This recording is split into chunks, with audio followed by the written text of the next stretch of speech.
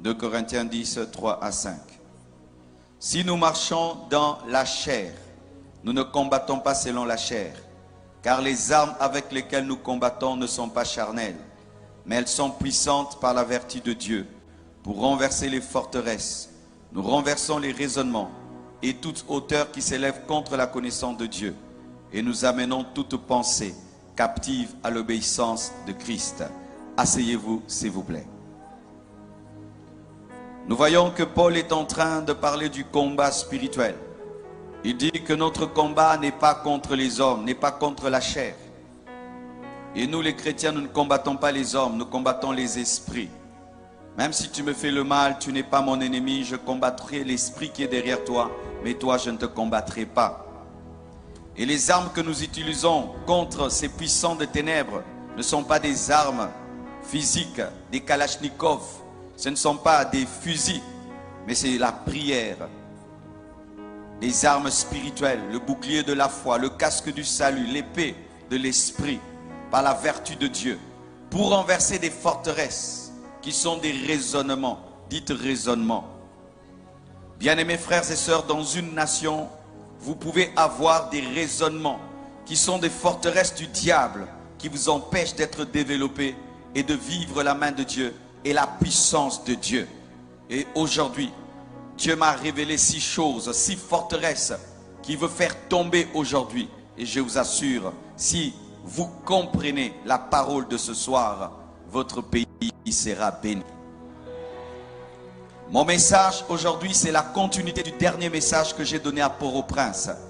Le dernier jour de la soirée de gloire à Port-au-Prince, j'ai parlé de en Jésus-Christ, les liens ancestraux tombent.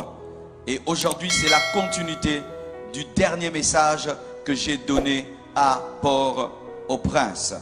Et nous sommes bien placés. On m'a dit que Gonaïves, c'est la cité de l'indépendance. C'est cela? Amen. Bien-aimés frères et sœurs, derrière les forteresses, il y a des démons. Derrière les forteresses, il y a l'esprit de l'erreur. Derrière les faux raisonnements, il y a l'esprit des sectes. Derrière les faux raisonnements, il y a l'esprit du mensonge. Derrière les faux raisonnements, il y a l'esprit du serpent, l'esprit de l'égarement, l'esprit de l'antichrist. Nous voyons dans Genèse 3, versets 4 à 5, lorsque le serpent parlait à Ève, il lui a donné un faux raisonnement, afin de l'attraper, de l'assujettir. Alors le serpent dit à la femme, vous ne mourrez point, mais Dieu sait que le jour où vous en mangerez, vos yeux s'ouvriront et vous serez comme de Dieu, connaissant le bien et le mal. Le diable a mis dans la femme une forteresse, que Dieu était contre l'homme, que Dieu était jaloux de l'homme. Et cette forteresse, ce faux raisonnement que le diable avait mis dans la tête de Ève, l'a amené à pécher et à connaître la déchéance. Et dans votre nation, il y a une première forteresse. On vous dit ceci. On vous dit que vous souffrez à cause du pacte que vos arrière-grands-parents ont fait avec le diable en buvant le sang d'un cochon. On vous dit ça, que les Haïtiens souffrent parce que vos grands-parents avaient bu le sang du cochon au bois du Caïman à cause de Dessalines. On vous dit que vous payez jusqu'aujourd'hui par des catastrophes naturelles, que les tremblements des terres que vous avez et la pauvreté que vous connaissez, c'est parce que vos ancêtres avaient bu le sang d'un cochon. D'autres disent, vos ancêtres avaient bu le sang d'un homme. Vous avez invoqué les démons du vaudou et Dieu, à cause de cela, vous fait payer cher jusqu'aujourd'hui en envoyant des catastrophes et en envoyant la pauvreté. Est-ce que c'est vrai? Regarde ton voisin, dis-lui, est-ce que c'est vrai? Nous allons réétudier ce qu'on vous dit. Ce qu'on dit partout, on dit ça des Haïtiens. Là-bas, ils souffrent pourquoi? Ils sont dans les vaudous. Là-bas, il y a des tremblements de terre parce qu'ils sont dans les vaudous. Là-bas, ils sont pauvres parce qu'ils sont dans les vaudous. Est-ce que c'est vrai? Est-ce que c'est vrai? Moi, je vous dis, c'est faux. Je vous dis, c'est faux et archi faux et je vais vous le démontrer. Mais le problème, j'ai dit forteresse. C'est dire quoi? Les forteresses, ce sont des choses qui ont duré pendant longtemps, qui sont installées et qui peuvent faire 300 ans, 500 ans, où vous réfléchissez toujours de la même manière alors que vous êtes dans l'erreur. Si vous ne savez pas, avant, mes frères, on disait que la terre était plate. Tout le monde disait que la terre était plate. Parce que quand tu te promènes, la terre est plate. Mais un homme a dit non, la terre n'est pas plate, la terre est ronde. On l'a même tué à cause de cela. Mais aujourd'hui, nous lui donnons raison, la terre n'est pas plate, la terre est ronde. Alléluia. Suivez-moi bien. Amen. Mes frères, on vous dit que vous avez des catastrophes naturelles à cause du vaudou et parce que vos pères ont bu le sang d'un cochon. Mais non, vous avez des catastrophes naturelles à cause de votre situation géographique. Votre situation géographique, votre île, sa position et la plaque tectonique sur le plan scientifique, c'est ce qui crée des tremblements de terre. Parce qu'il n'y a pas que des tremblements de terre ici. Il y en a aussi chez vos voisins qui ne sont pas dans le vaudou. Les tsunamis ne viennent pas qu'ici, ils vont aussi ailleurs, alors qu'eux ne sont pas dans le vaudou. Et s'il fallait qu'il y ait des tremblements de terre, il fallait qu'il y ait des tremblements de terre là où d'où vient le vaudou au Bénin. Mais au Bénin, il n'y a pas de tremblements de terre. Donnez-moi l'amen. Le vaudou vient du Bénin, c'est de là que ça vient. Est-ce qu'il y a des tremblements de terre au Bénin? Parce que les Béninois sont sur une terre géographiquement qui ne permet pas les tremblements de terre. Ce n'est pas parce qu'on prie qu'on ne doit pas être intelligent. Ce n'est pas parce qu'on prie qu'on ne doit pas réfléchir. Vous n'avez pas de tremblements de terre à cause du vaudou. Vous avez des tremblements de terre parce que votre situation géographique fait qu'il y en ait. C'est comme dans mon pays, il y a un coin qu'on appelle Goma. À Goma, il y a des éruptions volcaniques. Il y a des éruptions, mais on ne dit pas c'est parce que là-bas on empoisonne les gens, c'est parce que là-bas ils font beaucoup la guerre, parce qu'il y a beaucoup de sang qui coule à Goma dans mon pays, mais nous ne disons pas qu'il y a le volcan parce que le sang coule. Non, c'est une position géographique qui fait cela. On n'attribue pas ça aux esprits, mais on cherche comment contrôler le volcan. Car si vous attribuez vos tremblements de terre aux démons, vous n'allez pas utiliser l'intelligence et faire des universités pour maîtriser le tremblement de terre. Donnez-moi l'amen. Lorsque tous vos problèmes sont sorcellériques, vous n'allez pas réfléchir. Les Japonais aussi ont des tremblements de terre. Et qu'est-ce qu'ils ont fait? Ils ont étudié comment fabriquer des gratte-ciel qui résistent aux tremblements de terre. Là-bas, ils prient le vaudou, ils ont aussi des tremblements de terre. Arrêtez de dire ça, parce que vous êtes en train de donner la puissance à Satan et vos enfants ne seront pas intelligents. Vos enfants ne vont pas aller étudier pour dire comment nous pouvons faire pour vaincre cette situation. Vous pouvez dire, il faut commencer à planter ceci, il faut construire les routes comme ceci, il faut construire les maisons comme cela, nous devons faire ceci, nous devons... Mais vous ne mettrez jamais l'intelligence. Pourquoi? Parce qu'on ne combat pas les démons avec l'intelligence.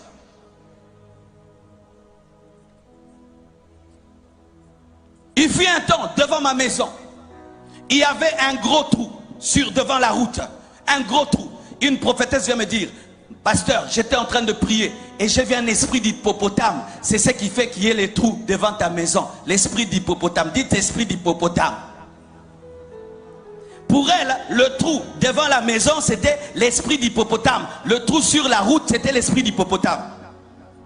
Quelque temps après, le gouvernement engage des Japonais ou des Chinois pour arranger la route et les Chinois passent par là, ils remblent le trou. L'esprit d'hippopotame était parti parce que ce n'était pas l'esprit d'hippopotame, c'était l'esprit de désordre.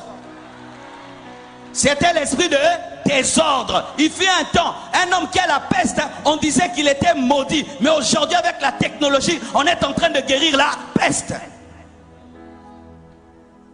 Si tremblement de terre est égal à vaudou, alors partout il y a des tremblements de terre, partout il y a des séismes. Est-ce qu'ils sont dans le vaudou? Et s'il fallait qu'il y ait des tremblements de terre, il fallait que ça commence là où le vaudou a commencé, au Bénin. Mais là-bas, il n'y a pas de tremblement de terre.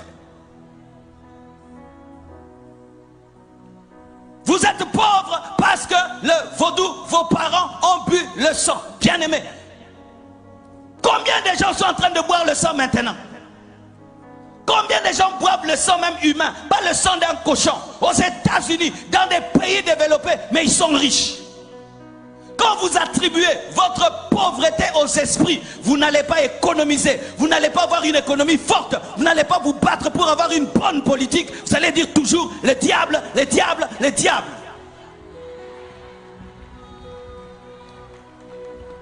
Ce n'est pas moi, c'est le diable. Ce n'est pas moi, c'est le vaudou. Arrêtez de mettre tout sur le dos du vaudou. Ta maison est sale, tu attrapes des microbes, c'est le vaudou. Tu prépares la nourriture qui n'est pas bien cuite et tu attrapes des problèmes de ventre, c'est le vaudou. Tout vaudou. Quand tu ne balayes pas ta maison, elle est sale, c'est encore le vaudou. Arrêtez de donner la force au diable alors qu'il est vaincu à la croix.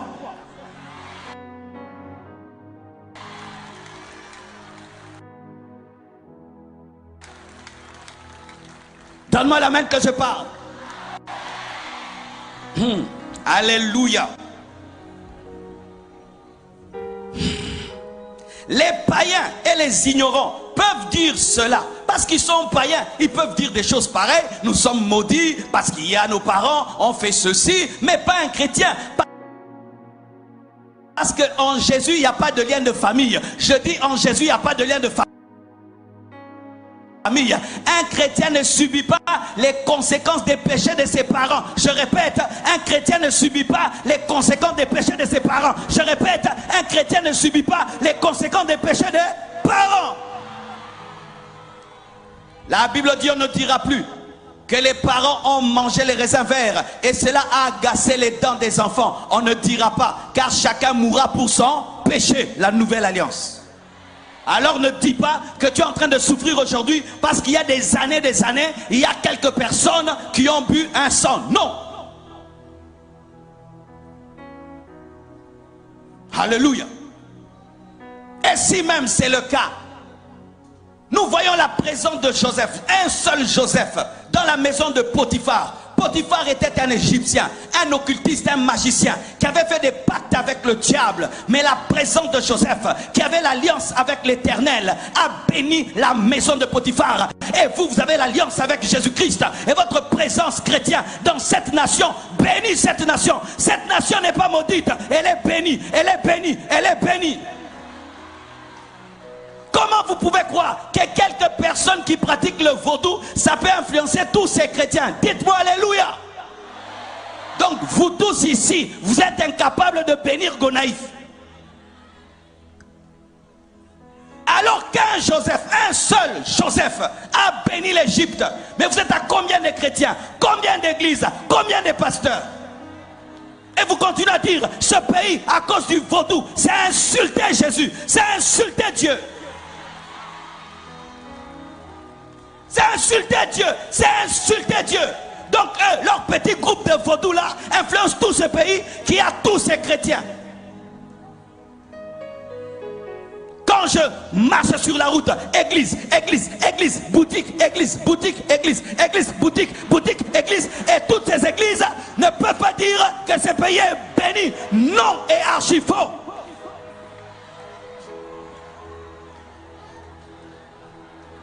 Si c'est le cas, qu'on ferme alors les églises.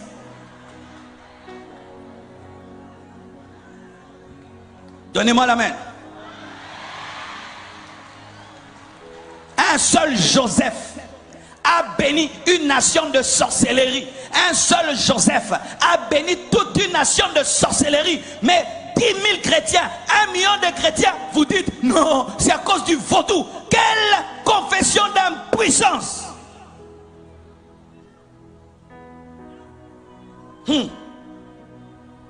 Et écoutez ceci. Les Américains, les Chinois, les Français n'ont-ils pas fait pire que vous? Les Américains déclenchent des guerres dans des nations. Il y a des millions d'hommes qui meurent. Des Français déclenchent des guerres dans des nations. Des millions de gens meurent. Mais tu vas en France, tu vas aux États-Unis, les chrétiens vont bien. Mais vous continuez à chanter le vaudou, mais là-bas, c'est le siège de la franc-maçonnerie. Là-bas, on dit que Dieu n'existe pas. Arrêtez de crier tout le temps vaudou.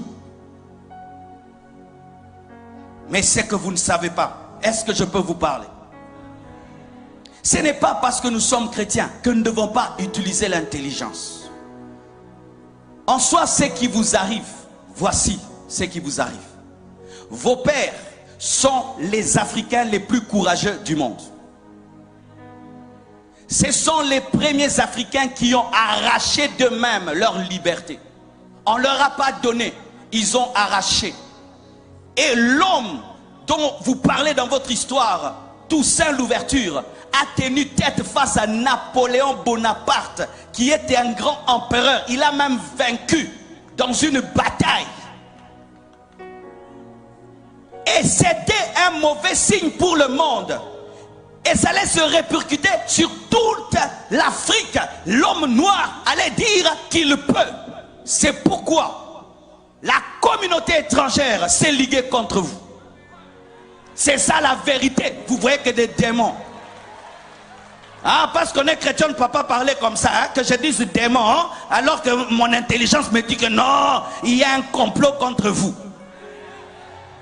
Il y a un complot contre vous pour que vous ne soyez pas des modèles pour les Congolais, pour les Béninois, pour tous les autres Africains qui puissent dire nous pouvons s'y tenir tête et poursuivre notre destinée. C'est pourquoi on vous combat, on vous assiège pour vous appauvrir afin qu'on dise si tu te libères, tu seras comme eux.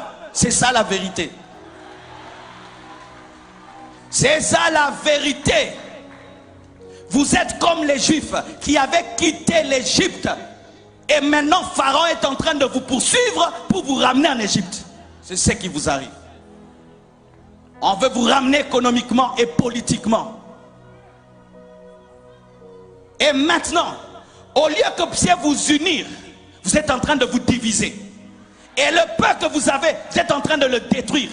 Lorsque j'ai suivi sur Internet, quand vous faites les marches, vous cassez les boutiques. Non! Si vous marchez, marchez seulement. Ne cassez pas, ne pillez pas. Vous êtes en train de détruire le peu que vous avez. Vous détruisez le peu que vous avez.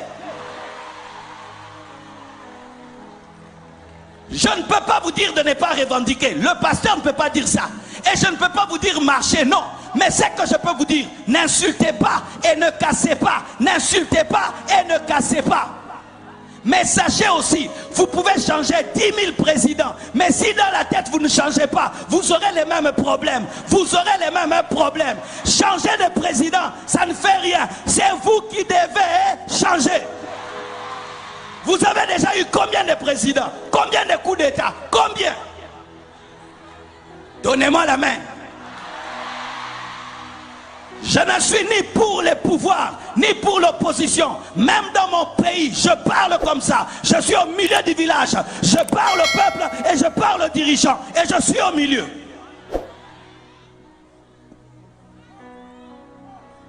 Tu marches, tu viens dans ma boutique, tu me prends tout. Est-ce que ça c'est marcher encore?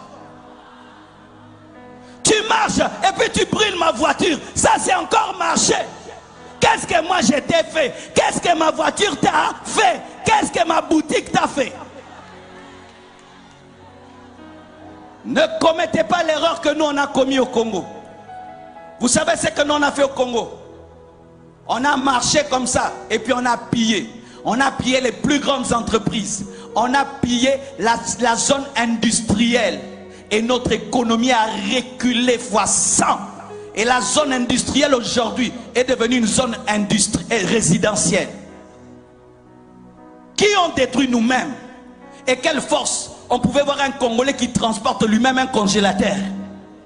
Cette force-là que tu as pour piller, tu ne peux pas l'utiliser pour travailler. La force que tu as là pour transporter des congélateurs, tu ne peux pas l'utiliser pour travailler et développer ton pays.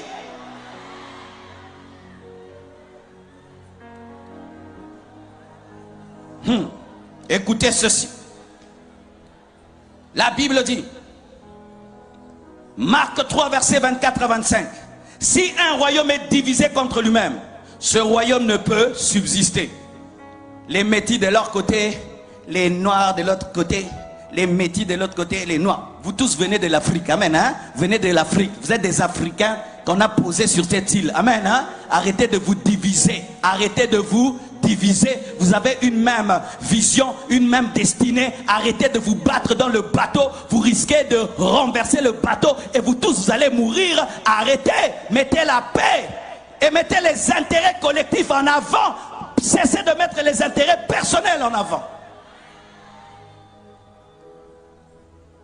Un royaume qui est divisé contre lui-même ne peut subsister. Une nation divisée contre elle-même, cette maison plutôt, ne peut subsister. Faites attention de vous diviser et de vous détruire alors que vous êtes en train de jouer le jeu de vos ennemis. Le jeu de vos ennemis, de ceux qui ne sont pas là mais qui sont là. Pendant que vous déchirez, vous êtes en train de jouer le jeu de Pharaon.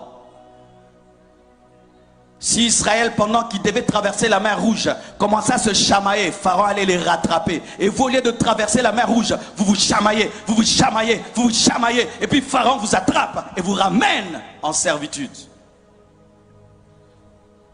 Vous qui avez étudié, vous qui êtes des têtes pensantes, utilisez votre intelligence avec le Saint-Esprit pour développer votre nation. C'est pourquoi l'église ne doit pas engendrer que des pasteurs, doit engendrer aussi des juristes, des économistes, des professeurs, pas seulement des pasteurs et des prophètes.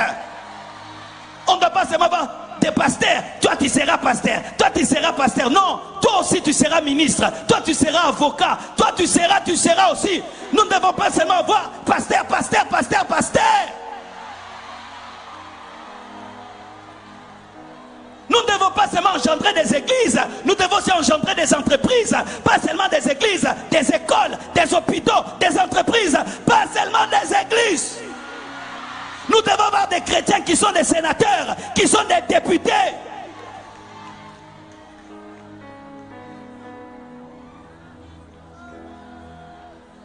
Samuel a engendré des prophètes et il a engendré des rois.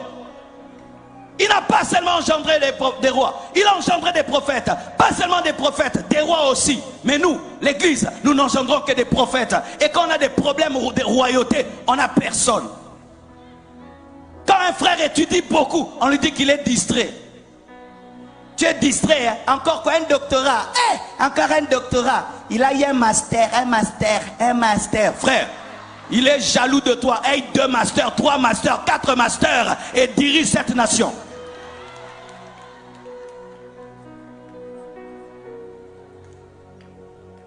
Dites 2. Deuxième forteresse. On vous dit que c'est un cochon qui vous a délivré des colonialistes.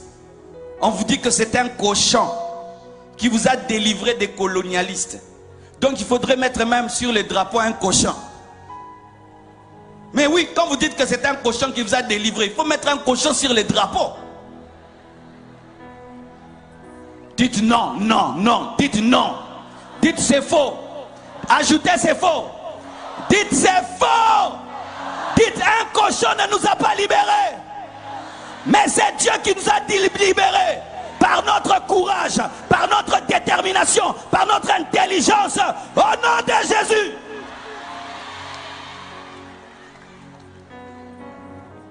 On vous dit c'est un cochon qui vous a délivré. Alors que c'est Dieu qui vous a délivré. C'est votre courage qui vous a délivré. C'est votre détermination, votre force, votre résistance, votre rage de vaincre qui vous a délivré. Votre intelligence qui vous a délivré. Et pour ceux qui ne le savent pas, ce que vous avez connu dans votre pays n'a pas commencé dans votre pays. Le mouvement de libération avait déjà commencé dans le monde. Et le vent de la libération est venu jusqu'ici. Et c'est ainsi que M. Toussaint est entré dans ce vent-là et a revendiqué. Ce n'est pas le vaudou qui a engendré le vent de la libération. Ce vent de la libération existait déjà. En Europe, il y avait déjà des blancs qui étaient contre l'esclavage, qui s'opposaient à cela, qui voulaient l'égalité. Ce n'est pas le vaudou qui a fait ça. Ce vent de liberté n'a pas été déclenché par le vaudou, mais été déclenché par des hommes qui voyaient que c'était mal d'asservir les frères. Mais on attribue ça à qui? Au cochon. On attribue ça au vaudou, alors que c'est un mouvement qui a commencé avant. On présente que ce que vous avez fait au bois du Caïman, un pacte avec un cochon et tout le reste. Mais on ne montre pas le travail que Toussaint a fait pour amener ce réveil-là. Et qu'est-ce que ça fait? Vous donnez toute la gloire aux démons, alors que vous êtes courageux, vous êtes intelligent, vous êtes battu, vous avez compris que le système est en train de changer, il faut entrer, mais maintenant on prend toute cette gloire-là, on donne au vaudou. Cela n'est pas différent d'Israël. Israël est sorti de l'Égypte par la puissance de Dieu. Ils arrivent dans le désert, ils disent quoi? Ils vont faire un veau d'or. Et puis ils font un veau d'or, ils disent quoi? Que c'est le veau qui les a délivrés. Est-ce que c'était le veau d'or? C'est ce que le diable fait toujours. Tu vois un garçon très intelligent, on vient lui dire, on va te donner l'intelligence pour dominer le monde. Tu vois une belle femme, on dit viens. Satan lui dit viens vers moi, je vais te rendre belle alors qu'elle est déjà belle. Vous allez voir, le grand footballeur, c'est lui qu'on cherche. Viens, on va t'aider à marquer des buts alors qu'il est déjà un grand footballeur. Quelqu'un chante déjà très bien. Viens, on va te donner le succès, tu auras une belle voix alors que déjà il chante bien. Quelqu'un déjà fort, viens, on va te donner les fétiches pour être fort alors qu'il est déjà fort. Et c'est ce qui est arrivé. Vous étiez déjà courageux. Vous étiez déjà des Africains différents qui voulaient la liberté. Et maintenant le diable vient s'accaparer de votre victoire pour dire que c'est par lui que vous l'avez fait. Alors que non. Et si vous ne savez pas, c'est une technique dans le monde. Lorsque l'homme blanc fait quelque chose, on dit qu'il est intelligent. Lorsque l'homme noir fait quelque chose, on dit que c'est le hasard. Lorsque l'homme blanc fait quelque chose, on dit que c'est la stratégie. Quand l'homme noir fait quelque chose, on dit quoi? C'est le fétiche. Bien-aimé, la victoire où Toussaint a vaincu Napoléon Bonaparte pendant longtemps n'était pas écrite. Elle n'était même pas étudiée dans les universités. Pourquoi? On ne pouvait pas reconnaître qu'un noir avait gagné un blanc. Et quand on veut reconnaître cela, on dit quoi? C'était les vaudous qui l'a permis. Non, il était plus intelligent que Bonaparte. Il était plus intelligent. Mais maintenant tout ça, toute cette histoire, cette belle histoire formidable que nous devons nous étudier dans nos pays, dans nos universités, vous donnez ça aux vaudous. Moi, c'est à peine que j'ai découvert votre histoire. Imaginez. Vous êtes les premiers Africains à avoir été délivrés, qui se sont eux-mêmes libérés. On ne vous étudie même pas dans les universités. Mais quand on parle de vous, la nation du vaudou, alors que vous deviez être même des exemples pour tous les Africains. Nous devions tous venir ici vous poser des questions. Mais vous prenez cette gloire, vous donnez au diable. Et les gens ont peur même de venir ici à cause du vaudou, alors qu'on ne sent même pas le vaudou. Regardez l'atmosphère. Est-ce que vous me comprenez? Est-ce que vous comprenez ce que je dis? La gloire qui est à Dieu a été donnée au veau d'or. Et la gloire qui est à Dieu dans votre nation a été donnée à un cochon. Mais qu'est-ce que Moïse a fait? Il a détruit le veau d'or. Et l'église devait détruire ce cochon. Église, détruisez ce cochon. Pasteur, quand vous prêchez, détruisez ce cochon. Détruisez. Dites ce n'est pas lui. Ce n'est pas lui. Comme Moïse, détruisez les cochons. Dites à vos fidèles que c'est faux. Dites à vos enfants que c'est faux. Donne-moi la main, je vais te parler. C'est le cochon-là qui a pris les armes. Hein? C'est le cochon-là qui avait des stratégies. C'est le cochon-là qui sautait des murs. C'était le cochon. C'était le cochon. C'était qui?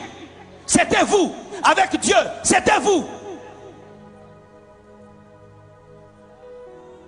Et vous donnez toute cette gloire au diable et aux démons.